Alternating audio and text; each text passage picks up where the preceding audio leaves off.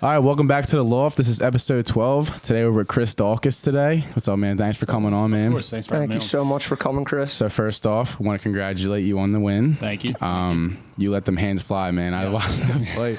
That was a good time. That was fun to watch. So Alexei Oleinik, he's a big guy and 46 submissions, and it's crazy. He's definitely no joke. He's definitely a legend in the MMA world, and it was a little surreal, like actually getting that call and saying that I'm actually going to be fighting him, just because I've watched him fight for so many years. It's a little crazy. He's got over like 50 wins, right? 54 wins, right? He was like 59-14 going into the fight. Yeah.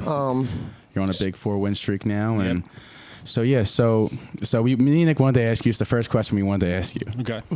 So how does someone from Northeast Philly become a top 10 fighter in the UFC? If you're asking me for a blueprint, I don't know. It's I started out just like in high school, just like everybody else, just playing sports.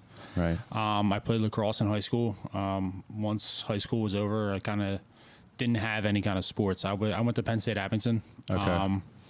They were starting up like a club lacrosse team that was going to be like considered like a D3 school. Right. So I was kind of doing that, but I let my grades slip a little bit, so I really wasn't eligible to play. Right. After that, I was commuting, so I would drive past an MMA gym all the time on my way to and from college. And then finally, one day I just kind of just walked in. I mean, I always wanted to do it. People were watching it on TV and everything. Right. And then I finally, built up enough courage to actually walk into that place, and the rest is history. That's awesome, man. I think the biggest question I have because obviously my brother for a while. You guys were partners as cops, and I've kind of watched you from a distance for a while. I know they used to go to your fights when you were in the amateurs. My dad and my brother. Yep. I've just always wondered how growing up in this neighborhood is blue collared. We know the temptations that are out there. How have you been able to stay away from all those bad things and keep yourself disciplined and focused? And what is it that's inside of you that makes you want to fight? You know what, like you were saying, it's a blue collar neighborhood. You're going to get into fights no matter where you're at. Right. I wasn't great at fighting. I was just the bigger guy. I would hit people and then that was it. Yeah. But going back to what you were saying with the temptations, it's my biggest fear growing up as a kid and seeing all that, and even going through high school, was you could see the kids who you went to grade school with or you went to high school with who went down that, I don't want to say it's that predetermined path that you have, that everyone has. All right, you go to high school, then you get a job, you get a girl, you get a couple kids, and then you just kind of live your life. And I was actually talking to your brother on the way over here about this. I said, because he sent me that clip again. Yeah. So the quote. He sent me the quote, and then he sent me another clip that I actually sent him a while back. It was the little clip from Troy with Achilles, when the little kid in the beginning comes and grabs him and is like, he's the biggest person I've ever seen. I wouldn't want to fight him. And and Troy and Achilles goes, well, that's why no one will remember your name. Right. And that's just the thing. I didn't want that predetermined that path. That was the biggest thing that kept me up at night. That was the biggest fear, is that I didn't want to be. I still to this day, that's what drives me. I just don't want to be another dude from the neighborhood. Right. I don't want to be. I don't want to just be normal. I wanted to be. I felt that my life and that I was always meant for something better. Yeah. And I didn't want to stop and just say that. You never feared being great. No. Yeah. Something you always brought up, and when I was watching some of your interviews too, when you're talking about the interviews, they ask you about, what about Nagano, what about Derek Lewis, whatever. You're like, I don't think of them as who the people think they are. You think of them as just another face. Yeah, and another fighter.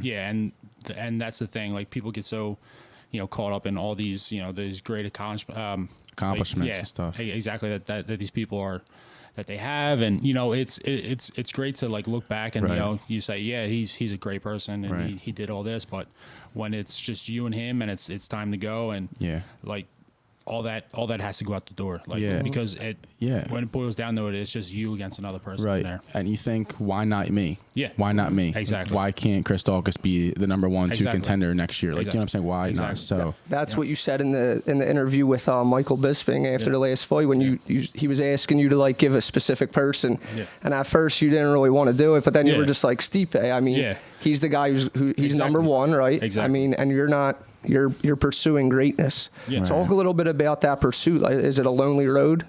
Has it been lonely for you? I mean, I know you've always had your brother with you. I mean, but for the most part, you talk to any great individual, whether it's in business, in sports, in whatever that they do, you're going to lose people along the way. It's just a natural progression. I have the support system that I need. And my brother being there, holding me accountable, and me likewise in holding him accountable in his chasing greatness of his own, and then the support system of my wife and my mom and the rest of the family. Because if you don't have that support system, no matter how small or how big it is, it really is. It's going to be that much harder. Yeah, and you talked about dividing that ticket and becoming two different people. Yeah. With your family and when you're a fighter. Like, talk a little bit about that too, because I know it's a balance. Yeah, it's definitely a weird thing that you kind of have to do to yourself leading up to a fight. It's something that I picked up in a book a while ago, and it was talking about the Spartans when they would start. They would go to war. They would have one ticket, and then they'd give the other ticket to people who were back at the camp, so that when you came back, you retrieve your ticket.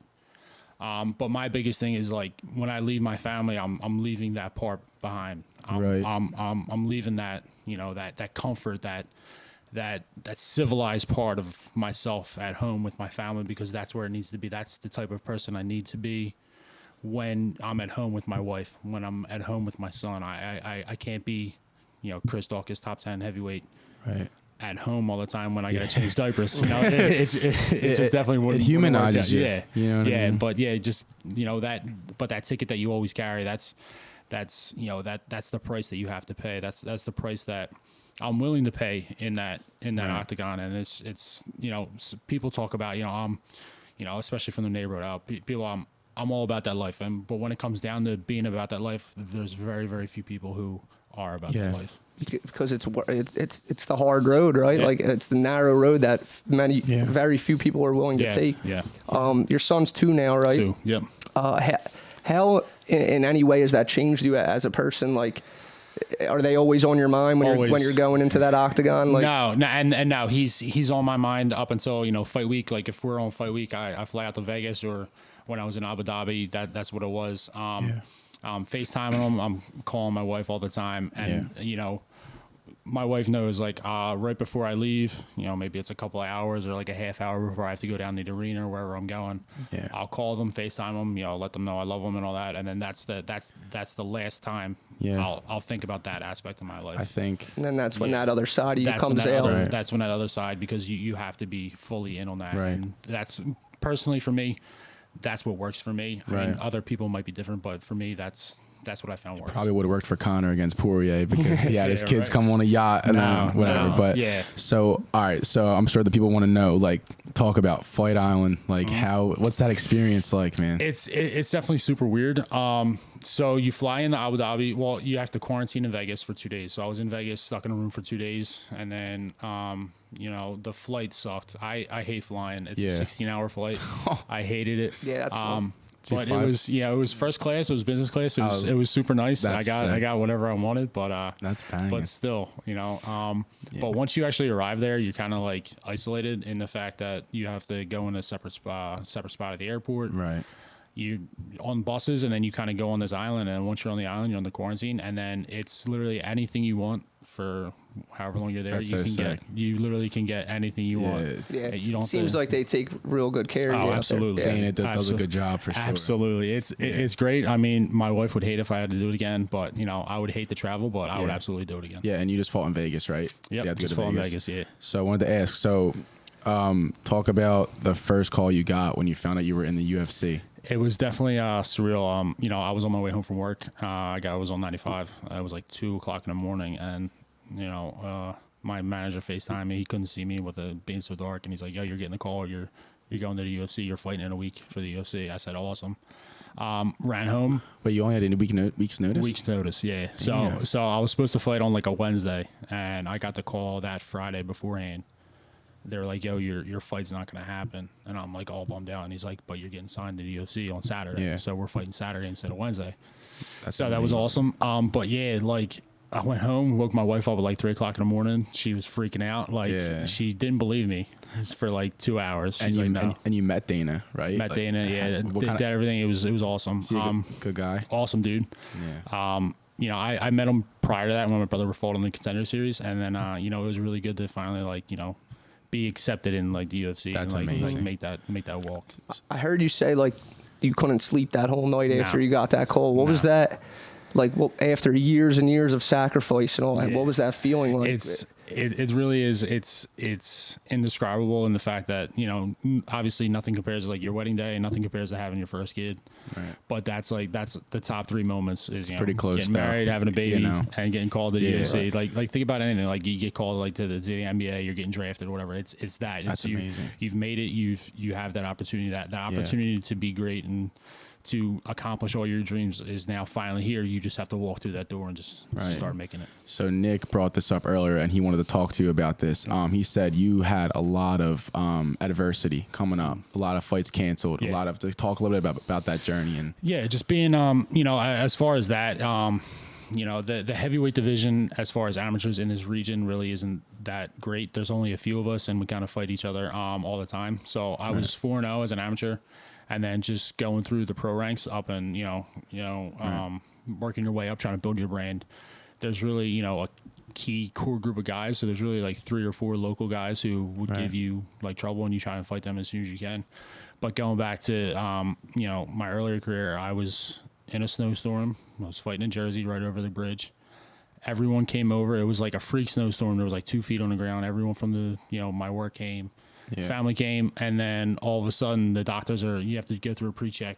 You know, the doctors are checking me out, and apparently I had ringworm on my back. So my brother was telling me this story.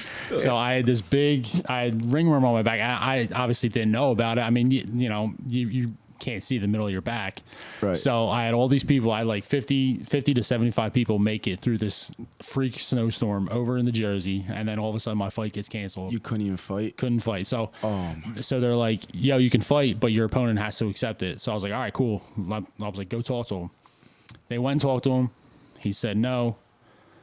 Then they came back to promoters like, yeah, well, we'll give you like a little extra something if you just take the fight. And he's like, all right, I'll take the fight. And then the commission was like, no, you already said no, the fight's off. So then I was like, so my hands were wrapped, I was ready to go.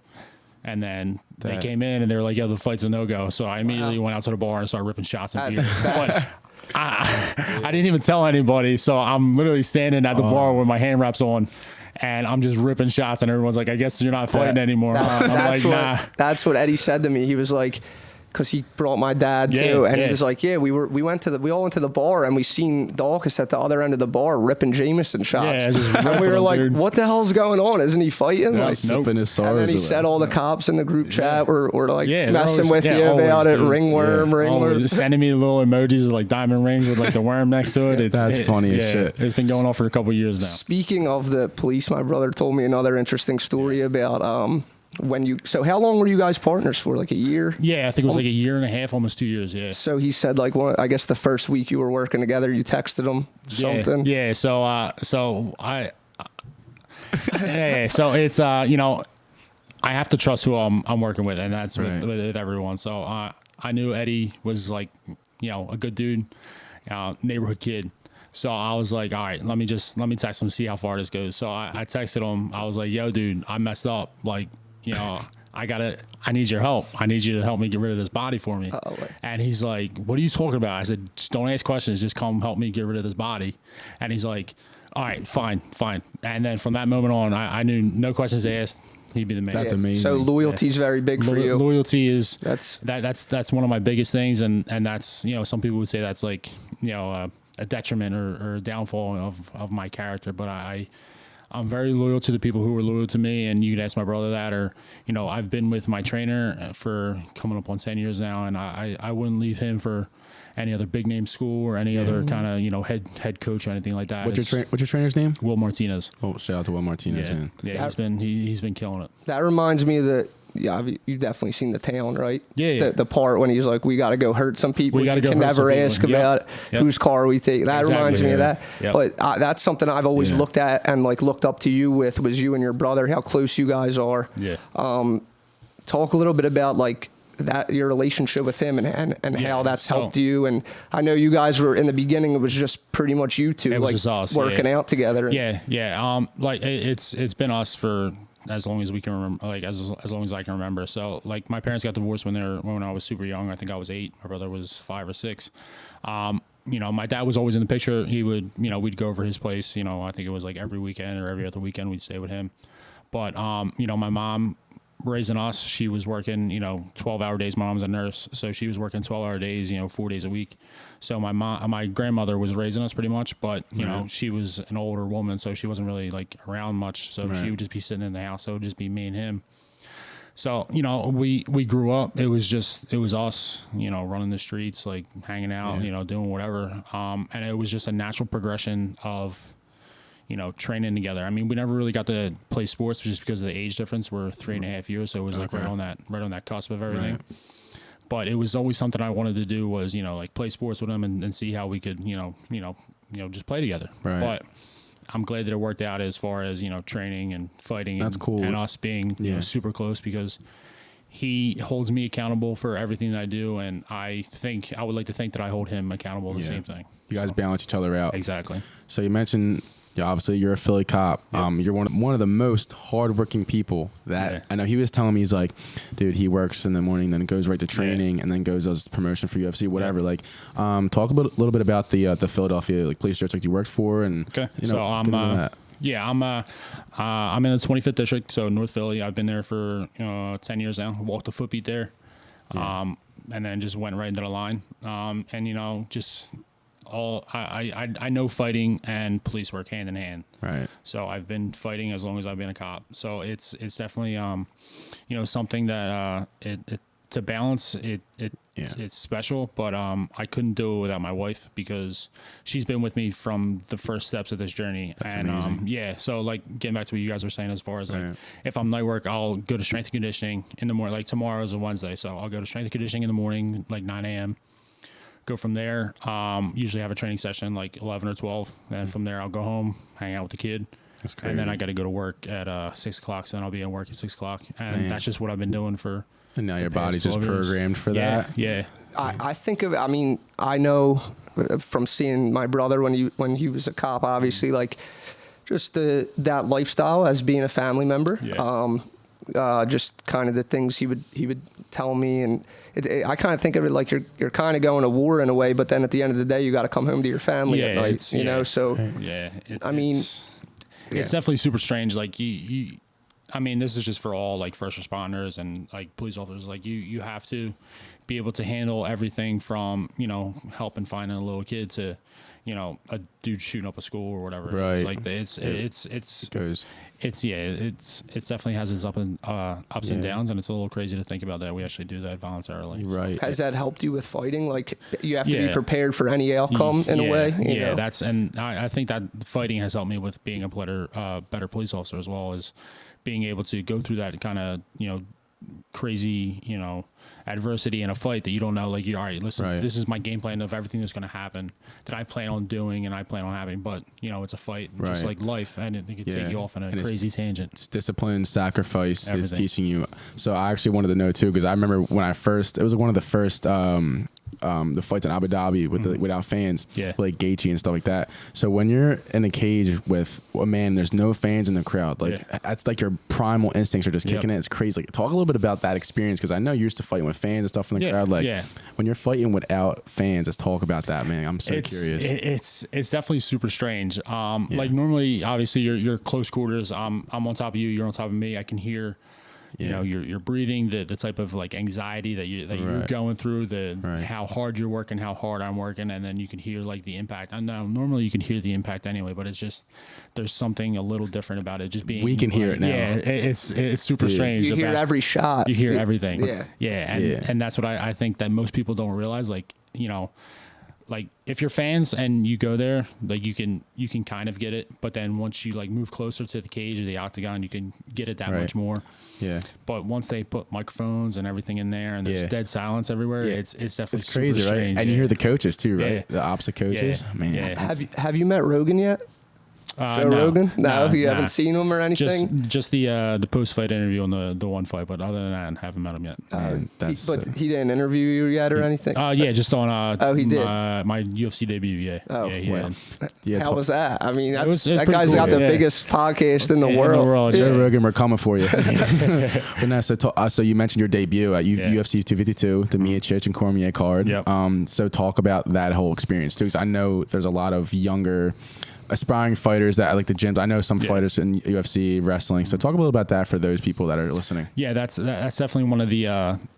It's definitely something I'm going to remember, not just because it was the UFC. I was making my debut, but it was the card that it was on. It was, it was Stipe versus DC. It was the trilogy match. There was so much behind it. There was so much hype behind it. There was so many eyes on that event. It was super. Surreal and intense just to feel like that whole energy just being there. And it was like the first event, my anxiety's going through the roof. Like I'm like me and Stipe were talking like in the back, and I'm like, oh my God, I'm talking to Stipe. Like Stipe's talking to me. That's like, it's super weird, but it's like awesome at the same time. Like, but then it's like even crazier because I want what he has, and like he might not know who I am, but I'm definitely coming for. But you're everything. coming. I was about to say you're coming for him. Yeah, he's got everything I want, but he doesn't know who I am yet. But it's definitely going to be. It was definitely super weird. That's so sick, man. In a way, do you have to bring all those guys down to like eye level? You know what I mean? Like that. Yeah. You can't like think of that, put people on a pedestal. You recognize their greatness and everything, but you have to have that same belief in yourself. Exactly. Yeah. That they're literally just another person, and whatever I can do, they can do, and whatever they can do to me, I can do to them, and it's just an equal playing field at that time. It's they're just a normal human being, and that's my mentality as far as the moment I step into that octagon. That's it. There's no smoke and mirrors. There's no like, oh my God, he's King Kong, he's Godzilla. All that's gone. It's the mindset, because at one point they were exactly where you were. Exactly. Even not sitting in the loft of two 24-year-olds, but like but they were definitely in that same spot, and that's the only way to get there. Yeah. So we're gonna get right back into that Rogan conversation. All right, so you were talking about how when he was interviewing you, like what was going through your mind? Like it was like a total fanboy moment, just because you spend all these years like watching his podcast or listening to his podcast. Like I used to like listen to his podcast religiously all the time. But now since then I found other podcasts, so I'm like venturing my way back to him. Right. But if he's got key people that I want to listen to, I'll listen to him. But it's just that.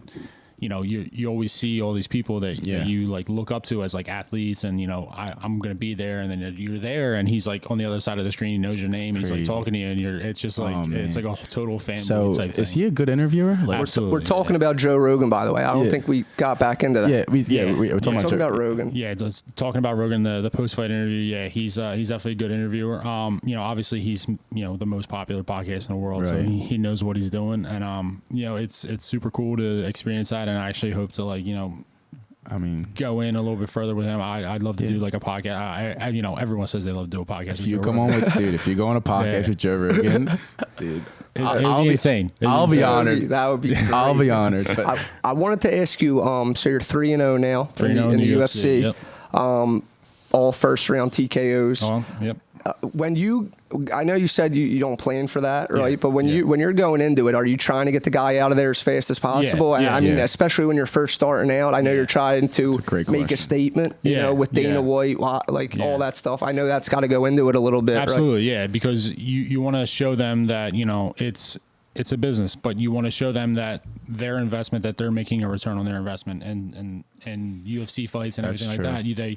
They sign heavyweights, specifically heavyweights, to put on exciting shows. Yeah. And why do people turn into heavyweights? They want to look for giant knockouts and finishes. Right. And that's what I've been trying to do. Things don't go always according to plan in fights, but that's just something. That's what made your last win so special, though. Yeah. He was a submission specialist as a heavyweight. Yeah. And you were saying in your interview when he was grabbing your leg, you like fear your leg. Oh yeah, because you don't know. Yeah, because you were saying like that mentality of going in there. He's just a he's just a man. He's just like you and I. But there's certain positions that I was drilling and planning for 8 to 10 weeks out, and then he's finally in that position, and I'm like, my anxiety's going, and I'm like, all right, listen, calm down. We drilled this. Yeah, we know what to do here. Don't freak out. You got out right away. I saw that. Yeah, so it's like muscle memory, right? Yeah. What goes in, like, because everyone just sees your fight, right? Like, what goes into the behind, like the preparation of the discipline? I want to get deep into that a little bit, because discipline. I've always been a fight fan. I used to watch boxing fights with my dad, Pacquiao, all that. Like, and one thing that always struck me about all you guys is just the discipline of a fighter. Like, it's always been admirable to see, what they have to sacrifice. Like, talk about, like, what time you're going to bed, what time you got to get up, what you can eat, what you can drink. Like the routine and prep. Like, so pretty much for like an 8 to 10 week camp, I generally don't do anything more than that, just because I think it just wears down my body at this point. For a 3-round fight now, for a 5-round fight, I'll obviously extend that to get my cardio up. But just simple changing your diet up. That's my biggest thing, is just changing my diet up. I mean, this morning I woke up, I was like 241, 242. So I've really only gained about 7-8 pounds back from my fight weight. So I'm not super big, and that's something that I've tried to consistently stay on top of, because before, in my earlier career, I would start ballooning up. I'd go out, I'd get like pizza all the time, I'd get chicken wings, I'd just start eating like my crazy. Brother was telling me cheese fries, big on cheese fries. But he said I hope that's changed the amount. It's definitely changed. So going back to the whole dedication thing, like I'll have like a routine in the morning, all my supplements, I take all my supplements, and then I'm out the door. I'm out the door, strength and conditioning, depending on the day, or I'm going straight to the gym. So I'll do strength and conditioning 3 days a week. I'm in the gym literally 7 days a week. And you always fight at 250? No, it's just heavyweight is from 207 to 265. Okay. So you can weigh in any weight like that. I noticed last fight you were like 234, I think, something like that. I just know, something I noticed. And so the thing for heavyweights is they don't usually have to like cut weight the night before, right? Correct. Yeah. So you guys unless you're on like the bigger end, like Derek Lewis, he used to have to cut weight all the time. Yeah. Like he was just a bigger guy, so he'd be like 285, 290. Damn. He'd have to cut to 265. That's why he gets gassed out after the first round. Yeah, and that was his biggest thing, and he started making changes. He started rededicating himself to his strength and conditioning, and obviously it's paid off. He's number 2 in the world now, number 3 in the world. I mean, he's number 2 contender. He was down bad though last fight, and he got that one uppercut. Yep. I think he could fucking beat him. Definitely. You were telling me though, you basically are at the gym more than you're at your own house though. Pretty much, yeah. It's funny, and it's sad to say. It's something that like if I'm night work, strength and conditioning in the morning, and then I'll be at the gym for an hour, and then I'm home for a couple hours before I got to go to work. But if I'm on day work, it's the opposite. So I'll go up, I'll go to work, and then like tomorrow night. So I'll be in work all day. Go straight to strength and conditioning, right from strength and conditioning right to the gym for like 2.5 hours, and then I'm home at like 9:30, 10 o'clock at night.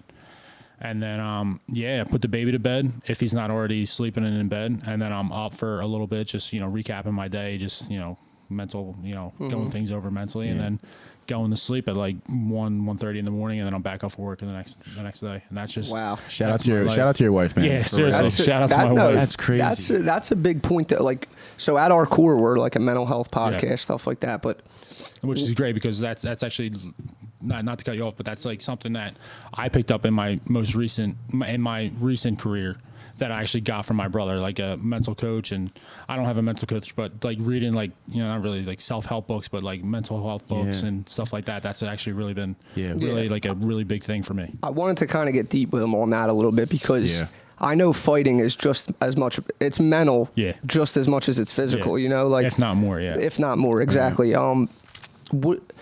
Like, do you have certain habits you do every day to keep your mind sharp? So when I'm getting ready for a fight, like if I'm in my fight camp, I have like I guess you could call it like a journal. I have like a little book that I have with me that, I recap my day.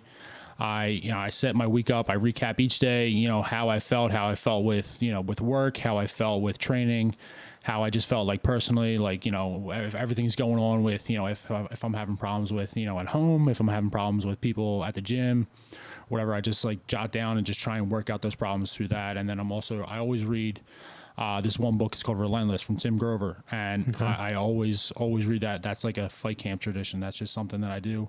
I've got it down packed to where I can pretty much get through that book in like 5-6 days. So the moment I know it's like, all right, it's like 6 days out from the fight, I'll start reading that book, and then wherever I end up, that's where I end up for that book. Every camp. Wow. And that's within.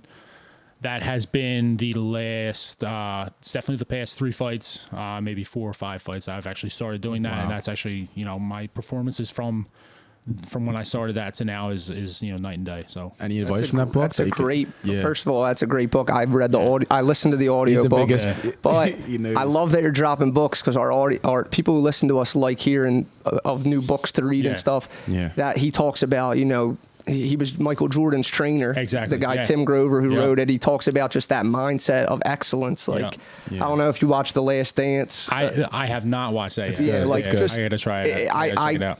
Knowing about that book, I definitely understand why you read it going into a fight, because you got to be hungry, man, if you want to be great at something. You got to be willing to outwork everybody. And that's it, and take what's yours. And just the whole, a fight camp is a full-time job, but then actually having like a full-time career, and then having the home life where a lot of people don't realize, like, just being able to just compartmentalize and be like, this is what I want and this is what I need to do to get that. And and that's where it goes back to, this is a lonely road, but as long as you have that support system of my wife, who's awesome, that you'll be able to accomplish whatever you get, like whatever you want in life. Like, that's the biggest thing. Like, I'm gonna not project on my son, but tell him that no matter what he wants in life, whether it's in a business pursuit, a personal pursuit, or an athletic pursuit, whatever you want in life, you have to go get it. Absolutely. There's no one holding you back but yourself, and that's the biggest thing that I found recently in those books, and with the exploring the mental health aspect of fighting, I guess you could say. Yeah. You said you have a mental coach, or no? It was something I tooled around with about reaching out to people and certain things, but I've been so good with the Tim Grover book and just being relentless and just rereading that book every time, and I'm super excited because he's actually has another book coming out. That's so awesome. I'm real excited to pick that book up. Yeah. Nick always says, when you say yes to something, you have to say no to something else. Yeah. So it's just like, that's the truth, man. Yeah. So when you were reading that, and is there anything you can share? Because I personally haven't read it. Is there anything you that stuck out to you in that book that you can kind of share with the audience? It's like he was saying, it's an endless pursuit of excellence. Like his biggest thing was, he says in his book, he was like a 5'9" white kid from, who's like 150 pounds who wanted to be a professional basketball player. He blew his knee out in college and realized, listen, it's probably not going to happen for him.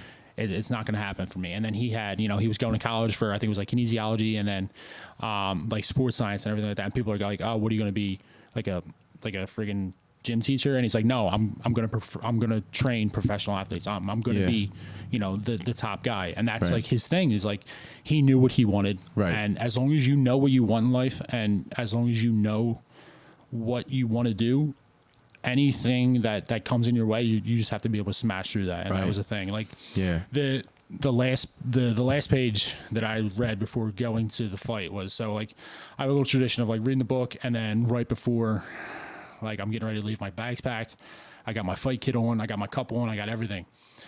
We take the picture, I post it all the time online. I take the picture, go back into my room, grab the book, whatever the last chapter is, I always like find a little like sentence or whatever. Right.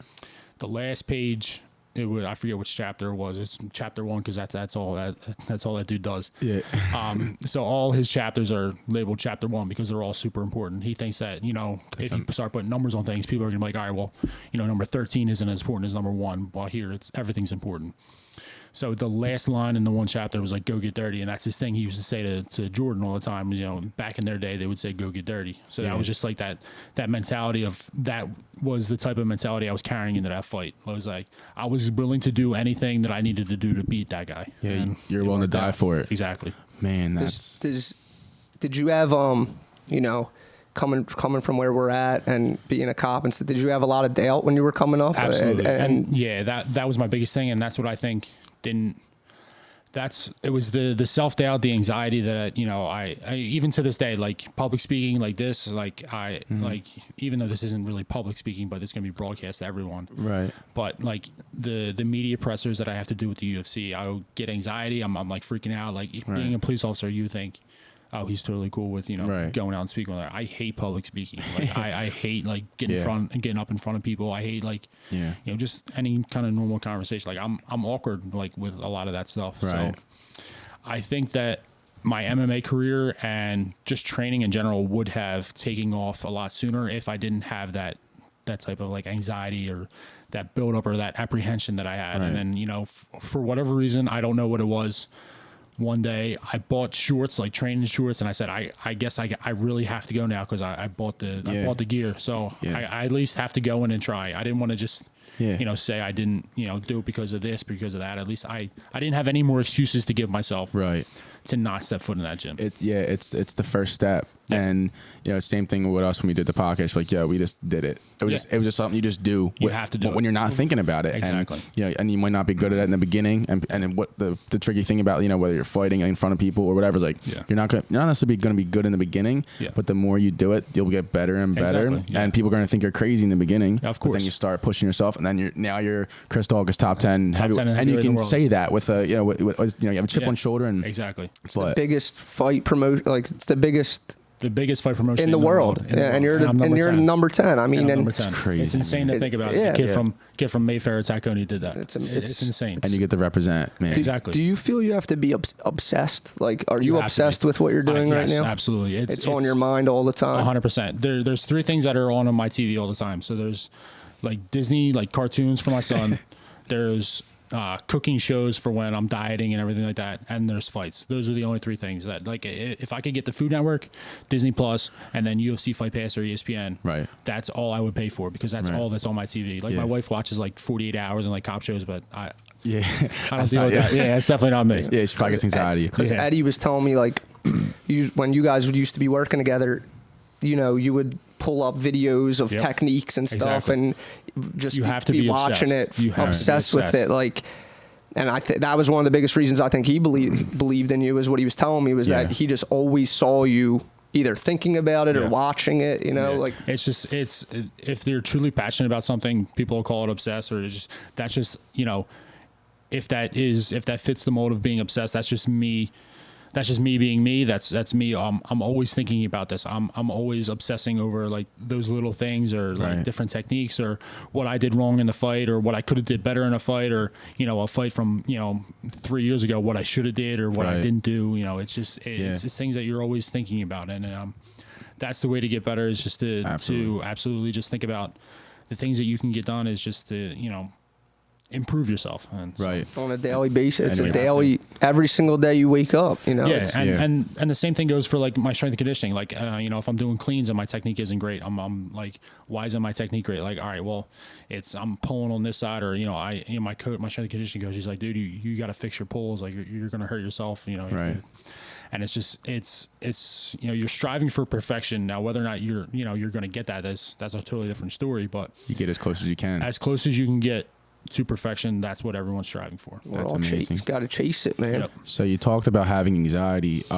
Is there anything you do work on every day to get over your anxiety? It's just like going back to the the book and the journal that I do. It's just something that I've been working on. Like if out of fight camp, just even going to just interacting with more people. Like I hate interacting with people.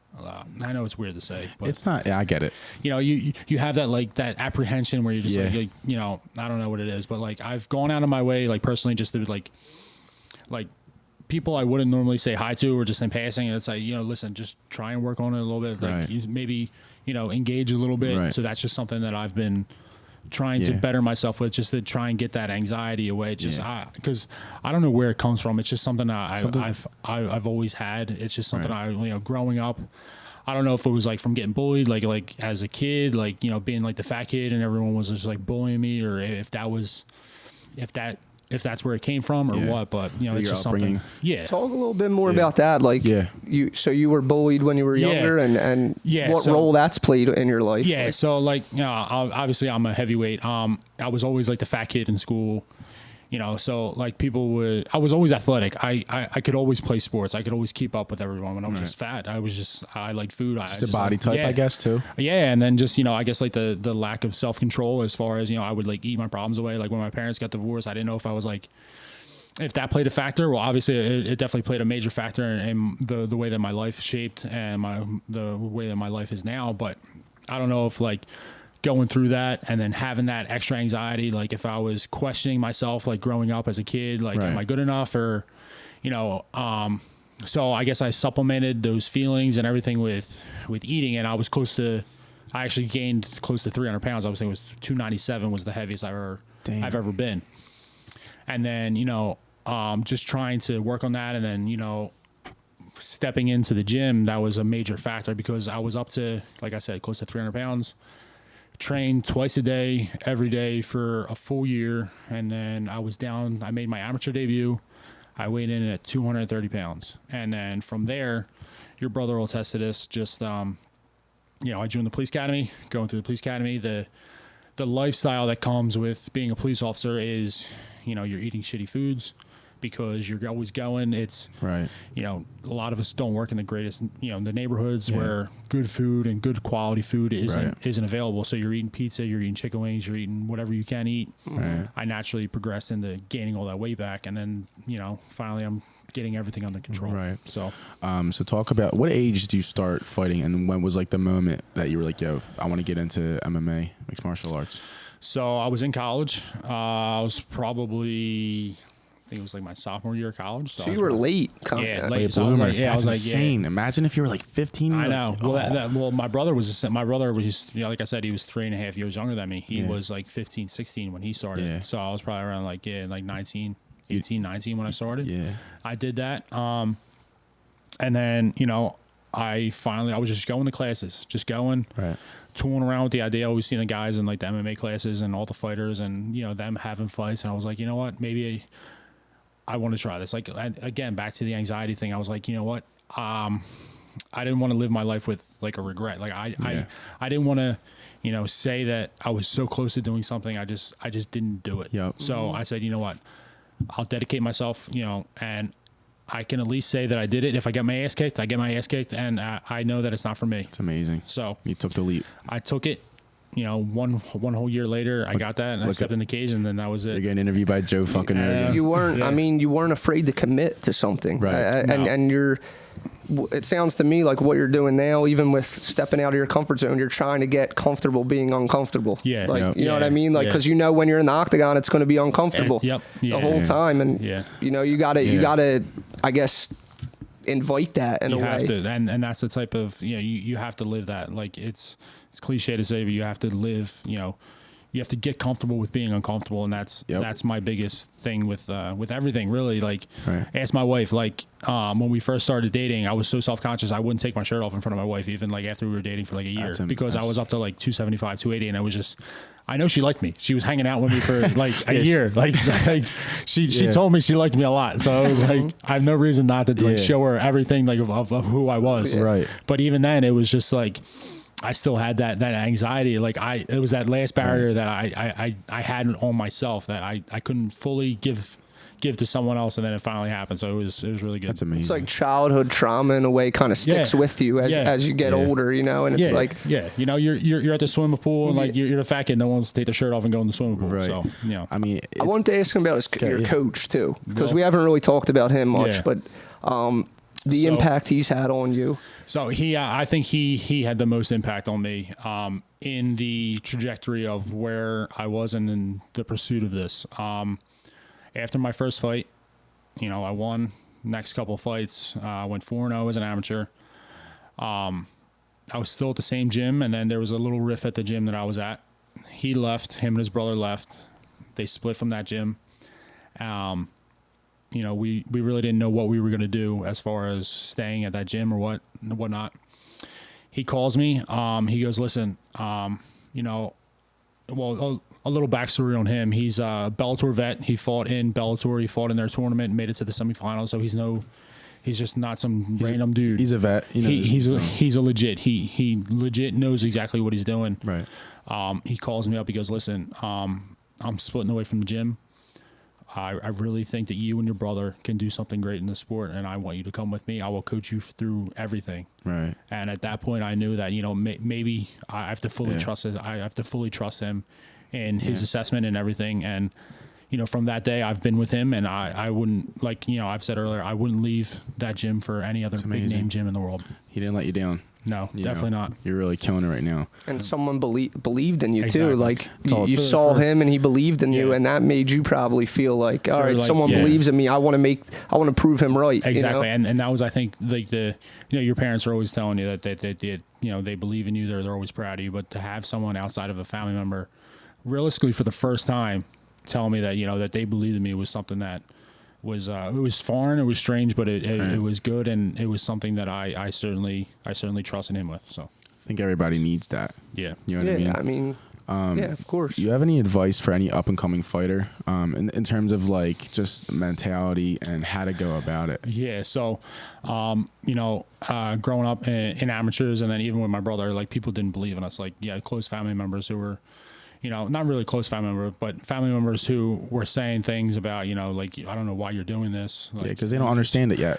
They don't understand it. So, like, you know, for the upcoming people who they might be getting doubts from family members or, you know, close people, their close friends, just, if this is something that you want to do, just fully commit on everything. Yeah. And that's my biggest thing is, like, I wasn't the person to first step and, you know, go after something, but the moment that I decided that I was actually going to do it, I fully committed on it. And that's something that I can be proud to say that once I decided on something and made my mind up, I was going to ride that until the wheels fell off, no matter what it was, good or bad. And then, you know, it's just something that, you know, I wish that you can pass on to other people, is that if you're going to do something, fully commit on it to see it through the end. So, yeah, I think not being afraid of being different is a big thing too. Cause I know you stressed that too.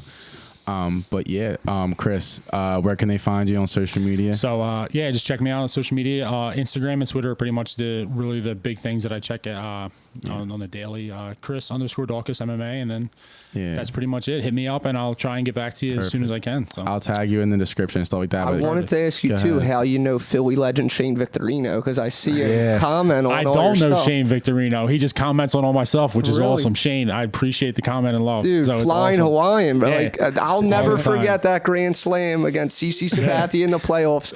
Shane, I'm a huge fan.